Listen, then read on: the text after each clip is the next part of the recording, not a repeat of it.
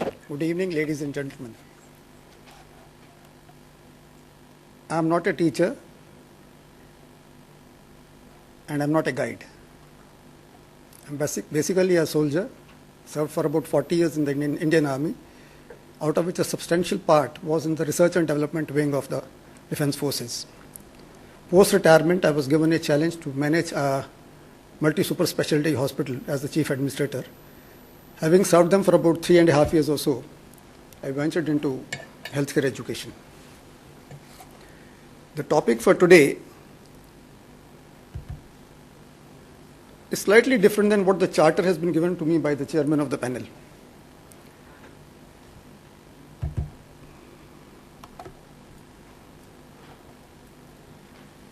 It's investment in education and the way ahead. I will try and moderate my talk in between to the points raised by Mr. Dipanjan, and I am thankful to Dr. Shabnam for having said the most appropriate part for healthcare education. The topic today is the way ahead, strategies for the future of education in India. Well, India is a very complex country.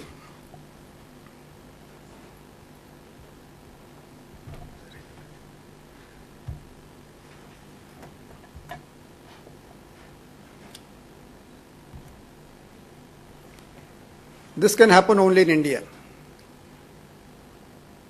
I am sure every day while traveling from your house to your workplace and back, almost every weekend in your newspapers, this is what you must be getting through.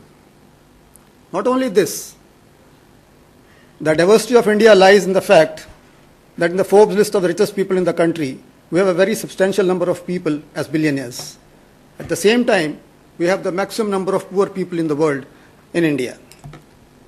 It's India again where drinking water and the mineral water and the soft drinks can be made to reach the nook and corner of every village by private company, but the drinking water is not possible to be accessed by the normal villager. It is this country where pizza reaches you within less than 30 minutes, but if God forbid I need the ambulance or the help of a policeman, they will come only when they want. With you, for you, always, but at their whims and fancies. This is what is India. It is in this complexity of environment that we have to think of ways and means of going ahead and thinking out of the box as to what we need to do for propagating education. And education by itself is not education alone. It starts from literacy, formal education, professional education, skill development, and I will say experience added to all this will come to learning.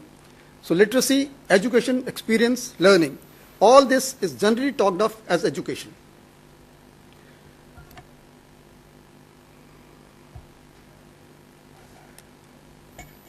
All of us are very well aware that government alone cannot meet all the educational requirements of all sections of the society. We have to make do with what we have today, and we have to come out of this cribbing syndrome. Agar mere paas ye hota to hum ye karte. If the government had done this, we could have done this. If he had done this, I could have done this. That is not going to get us far. We have to have a positive attitude. What do you mean by positive attitude? All of us in the learning mode. Even today while sitting out here right from morning 10 o'clock till today, I've learned much more than what probably I learned in the last 1 week. Many new things came into my mind which set me thinking. It's all learning. The very fact that we are sitting out here and deliberating upon various issues, it is learning. So all of us are learning in whatever spheres we are, whether in the social sector, in the education sector, in the manufacturing sector, into retail sector, any sector, we are always learning. Second attitudinal change that we have to bring in is that we can always do better than what we are doing today. There is always room for improvement. Third, and the most important one is, we should try and do slightly more than what our physical and mental faculties dictate us to do. If I can run 10 miles in 1 hour, I should try run 10.5 miles in 1 hour.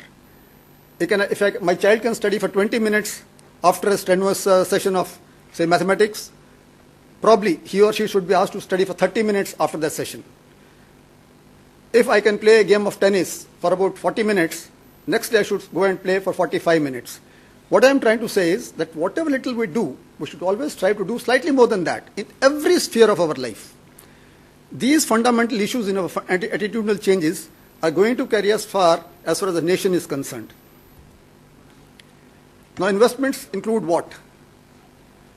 Investments, what I heard right from morning till some time back was, investments are primarily being thought of in terms of funding, money, financial resources.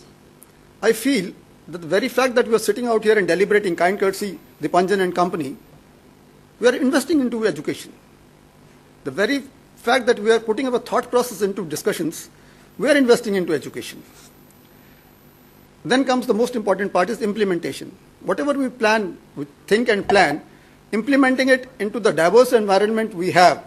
And environment is not this air-conditioned hall-like environment. It's not like five-star schools that we have in A-class cities today. It is somewhere in the villages where the classes even today are being held under a banyan tree. It is in that environment where the implementation will count. And that implementation will come in only if we have the attitudinal changes that I have talked of so far. Most important, after all this, is the review and the mid-course corrections that we need to do. Whosoever it may be, his work needs to be reviewed by a third party. This fact is dawning on the powers that be in the higher echelons. But this needs to percolate down to the lowermost level.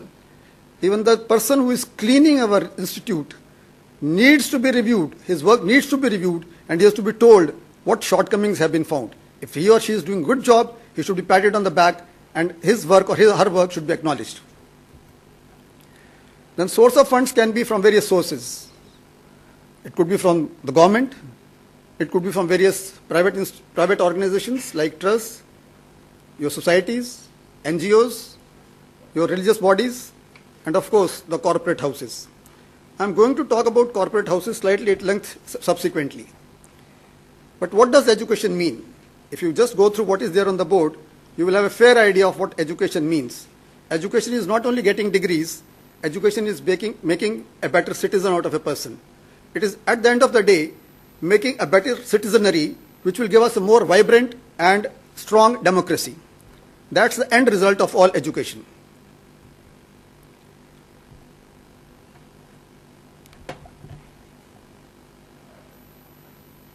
The education starts not from colleges or schools. It starts right from the day a child starts understanding the percept of various senses. Right from the time he starts understanding who the mother and father is. Right from the time he starts understanding whether the mother is going to give him a pat on the back or he's going to give him a glass of milk. So right from that stage till today, all of us have been through various phases of learning. So our education starts from the family and continues throughout our life. And education at different levels need different investments. I have put investments in inverted commas because investments are not in terms of money, as I told you earlier. So it could be love and affection at a lower age. It could be better quality of content of education at school level or college level. It could be better skill development effects at skill development programs. It could be something different at the research program level. So the investments are going to be different at different levels. This is what I've already talked about.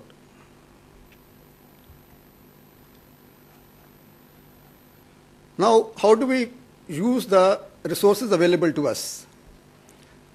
The most fundamental resource available to us is the manpower resource. Identifying good teachers, good guides.